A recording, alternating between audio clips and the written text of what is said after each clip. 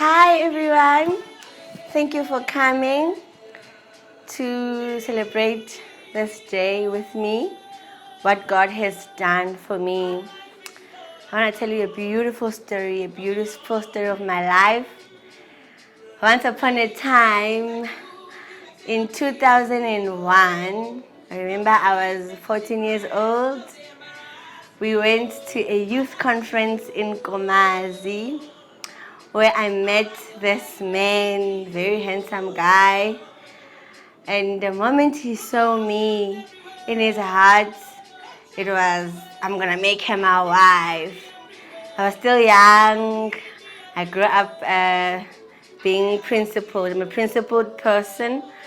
So, fast forward, he tried to propose love to me. But for me, it was, I'm not ready. It was that thing of, I'm not ready. I want my time to finish my studies, work, and create a better future for myself.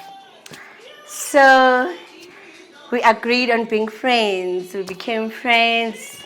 We would talk. You know how friends are. They talk anything.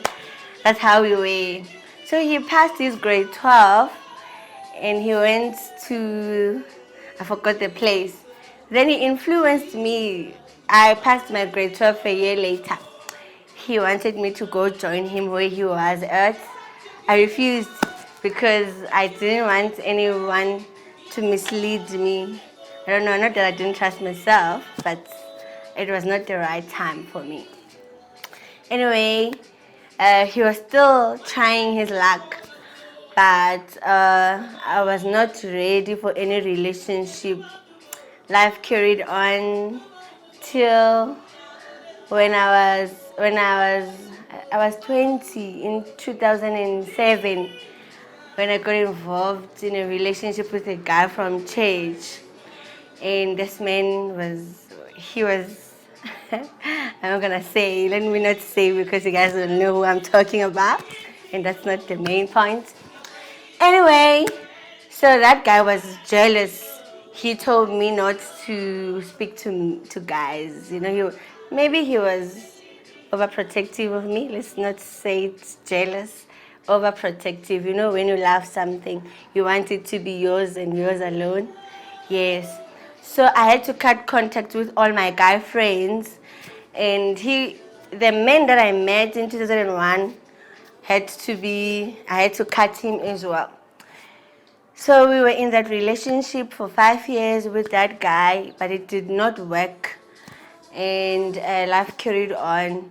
During that moment of my pain, after the breakup with this man B, let's call him man B, and let's call the 14 years man A. So during that moment of my mourning for the man B relationship, man A dreamed of me and he called to check up on me. It was in 2012.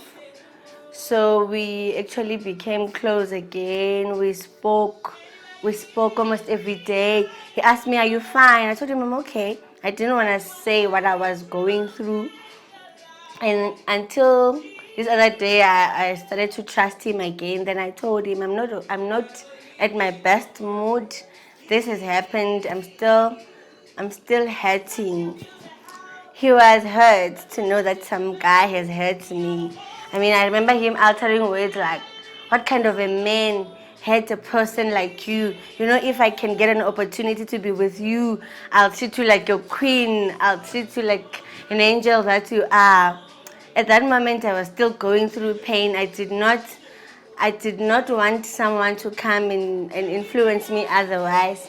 So we became friends again. I remember him sending me things to motivate me, to help me in my healing. You know, he would send me scriptures, he would send me books to read, to actually help me pull through the situation I was going through. Anyway, he reminded me that I'm still the love of his life, and once he can get the opportunity, he won't waste time, he would marry me. I said that is 2012.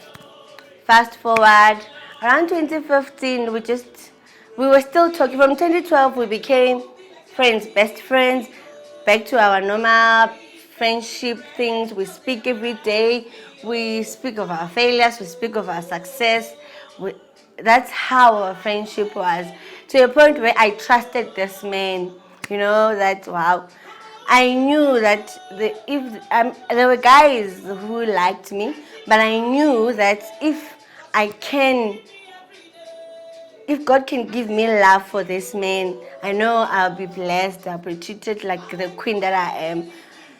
So I had to teach myself to love him because of the way he loves me. I once heard someone saying that it's better you marry a man who loves you more. Mind you, he was not my boyfriend. We're not in a relationship or anything. He was just a friend. But he was that kind of a person where I would say, I'm not okay. I'm somewhere. I'm stuck. You know, he would rescue me. So I prayed that if I can have a heart to love this man, I'll be blessed. So we actually around towards the end of 2015, we started to speak a lot to a point where I felt like this is the right thing to do, you know? This man loves me. There's no way I can suffer. There's no way I can struggle. You know, I would be treated like the way I deserve to be treated.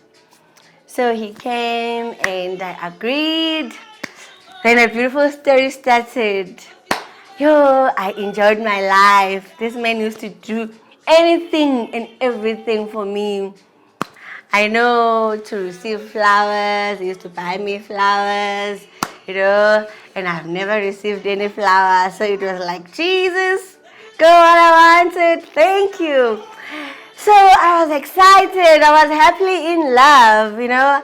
I'm getting this man who treats me like there's no other woman who exists but me. So I was excited, and I tried so very hard to impress him, to make sure that, whenever he's in Pumalanga, he does not see anybody else, but he just thinks of me. So he did everything right, and when we were 7 months in a relationship, he actually said to me, he asked me to go tell my parents that he wants to come and introduce himself formally. I'm like, it's a bit early. And remember, sex before marriage is a sin, and we had to wait. So he said, we agreed that okay, it's okay. 1 year it's okay for us to be courting. I can go tell my parents because I felt like this is the right thing. I mean, I was treated like a queen. I wanted that for the rest of my life. I couldn't have said no. So I went to tell my parents that I found myself the Prince Charming who wants to come. And I'm not going to say what my parents said because they are here. Anyway, so parents cannot choose. They cannot choose for us. They allowed me to do what I want, but they gave me advices. They showed me, look at that, look at that. But that was the least they could do, you know, to advise, but not to make decisions for you. So yes, they actually agreed. I remember when I went back and I called him, I was so excited. I'm like, brother, they accepted you. So it means you can come. When do you want to come? He said December. I'm like, are you sure? Yes, I'm sure. Okay. And I told my parents it was in October. I'm like, he wants to come in December. We started the preparation. This was the Lobola date on the 3rd of December 2016. He came to pay Lobola. As you can see the pictures, it was a beautiful day. It was a day to be remembered. I'm a Tonga girl. My mother is from Limpopo. So we had Shibelana, as you can see. It was a beautiful day. Remember, I'm the firstborn at home. I was 30 by then. And I just lived my life right. It was my celebration. I celebrated that day. I was excited that everything that I wanted, you know, it looks like it's coming together. So we had the Lobola, but before the Lobola, they had an appointment. Him and my dad sat down to discuss about the Lobola negotiations. My dad he's a very unique person. He doesn't do what everybody does. He's very unique. He says he wants to initiate things for himself. He does not understand the whatever tradition that says come to Lobola awuheti kangwe. You don't finish paying Lobola once. So he said he wanted to start something for himself. You come once and that's it. So they spoke with him together. They spoke together, and my dad told him the amount he wanted. And they agreed. He asked him, will you be able to do it? He agreed that I will be able to do it. And he said to him, I want you to do it once off. He said, no, that's not a problem. Okay. So my dad was happy that at least this man is showing that really he will be able to look after me. He came for Lobola. So families are different.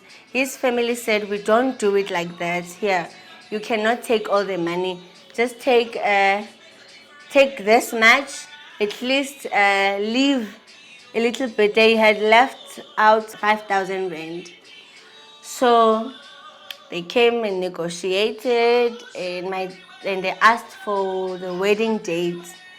My dad said that was not the agreement between me and my son-in-law. So we're not gonna give you the dates. The way that guy loved me, you guys, he ran. I mean, he had to look for a bank. It was on a Saturday. He looked for a bank. He made means to make sure that we get the remaining 5,000 so he can get the date to marry me. See how nice he was. I mean, I was impressed. That, oh my God, this man. And then we got the 5,000 and my dad released the date and he said the speech that he said and we were excited. And after that, on that day, later on, he came dressed up. And when he gets there, I was like, thank you for what you've done. I didn't expect that you go extra miles, this extra mile for me. I'm really grateful. He was shaking. So I'm like, I didn't understand why was he shaking. Ganti, he was planning to surprise me. He had bought an engagement ring to surprise me on that Lobola day. So he gets there. I think he called my sister. They spoke. I can see that there's up and downs, but I'm not following what is happening. So he made a mistake. He didn't tell my dad that's what he wants to do. Then the message went through to my father. My dad was like, you cannot surprise me in my house. That's my dad. You cannot surprise me, not in my house. So he had to go back with his ring because he was supposed to communicate first. Anyway, my dad was like, it's okay, you cannot do it now, but because the following weekend we've got the conference, let's do it next weekend rather. At least you would motivate even young people to see that when you look after yourself, you would receive beautiful things. So still I did not know anything. The following weekend there was a conference in December, the 3rd of December, that weekend of the 3rd. So he was like, aren't you gonna match with me? I'm like, no, I'm not matching. I'm in the worship team. We cannot be matching. We are not married. Like, but I paid Lobola. I'm like, it's Lobola. We are not husband and wife. So on that Sunday, I was scared. I had cold feet because normally in our church, when there's a wedding coming, they'll do the introduction and everything. So next thing, we are in church. Then Mr. Mashaba is going to announce about the weddings. And I hear him saying, let's welcome Pastor Moz. Pastor Moz came, as you can see. Pastor Moz came. When he gets there, he's like, ta-da! Surprise! We've got an engagement here right now. I'm like, engagement? Okay. I wonder whose engagement it is. Anyway, next time I'm like, Sissy Rashes, please come to the front. Yo, guys, as you can see, the church was excited. They were happy. They carried me and everything. And my guy was there as well. And I'm not a crying baby. When I'm overly excited or overly sad, I don't cry. And I don't cry in the midst of people. I cry in my own private. That's how strong I am. Once you see me crying, I don't know. So I didn't cry, but I was emotional. Is this happening to me? That God, like now, what have I done to deserve such a man who loves and appreciates me like this? I remember going to the stage. When I looked at him, he was crying tears. Those who were there saw it. He was crying like he couldn't. They were giving him towels, and I remember his speech saying that from 2001, the moment he saw me, he knew in his heart that this is my wife. So I was convinced that this is real. I mean, it looked very real for me, and everything was just so perfect for me. I slept in peace knowing that I've got a man who would even cry for me. And another thing that actually made me to love him more, I always said I wanted to get a man who is like my father, who cries. You know why? There was a day that my mother was sick. So we took her to hospital for some operation. And then we waited. My mother didn't come out. We waited. She didn't come out. So now, and they told us, Guti, the operation is just for an hour because it was just a minor thing. Yo, guys, we waited. We started to pray. We are now panicking outside to a point where my sister, because my sister, Mrs. Amana, she's brave. She went to the theater to ask, where is my mother? By then, I was now shaking. My dad, I don't know what was happening. So my mother came out. She finally came out. I've never seen my dad cry like that. He was he was crying. And I'm like, wow, Lord, I want to get a man like this who would cry for me like my dad does. So seeing my guy crying on that day for me, it was exciting that, oh, wow, I got a man like my father, Anyway, we had a beautiful engagement. Then, because I'm a people's person, so guess what, guys? I had five bridal showers. Meaning that, okay, what is a bridal shower? Most of it, some might not know. It's a party, it's a celebration that they do before your big day. So everybody wanted to do something for me. I remember the first one was in Tembisa. Here, the pictures, Tembisa. My mother's from church. The second one was in Loli, so Soweto side in Loli. The third one was in Pretoria. My sister organized for me in Pretoria. The fourth one was at work, where I work. Hi, colleagues. And the fifth one was in Bushbuckridge, in Mpumalanga, where I am from. The mothers from my church in Bushbuckridge. As you can see, all of these parties, for me, we ate lots of cakes. We had lots of cakes on that season.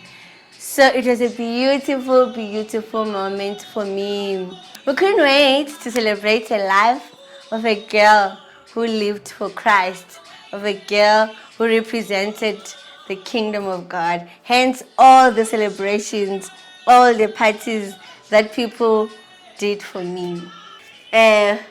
We set the wedding dates.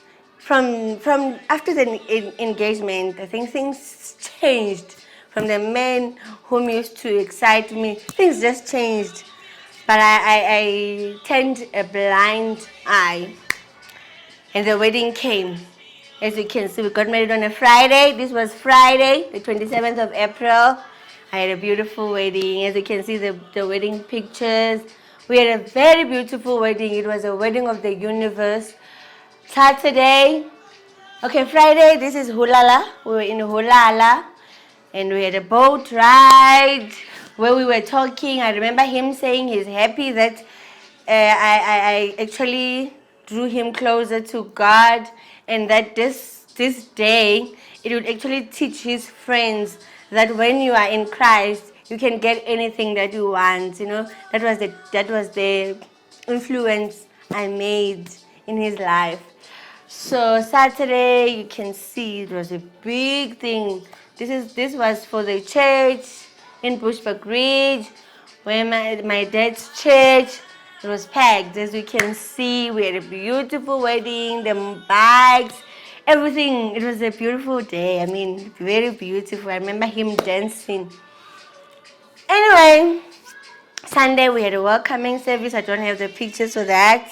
In Komazi at his house, where actually I didn't tell you, but my guy had kids. He had 2 kids, and he had asked me to actually raise the kids with him, and I agreed. The kids were part of my wedding. They are part of this beautiful memory that you see here. So on Sunday, what has touched me was that someone said to me on Friday, when we were busy saying our vows, my boy was facing down and looking like he's crying. So later on, I had a meeting with him to ask, what were you doing? He said, I was praying, Mommy, that you don't change your mind and say you don't want to get married to Daddy anymore, because you're the best thing that has ever happened to us. So on Sunday, I asked him, do you want to come and say something in front of people? Like, yeah, I don't mind. He came that Sunday. I cried because this is just a little boy. By then he was only 9 years. And he said, she's a beautiful person. Those of you who were there, you did confess, you would testify to this, that he said she's a beautiful woman. She's the best thing that has ever happened to this family, and I love her. So that is the story of my life. We got married, as you can see, the beautiful wedding. And then they live happily ever after.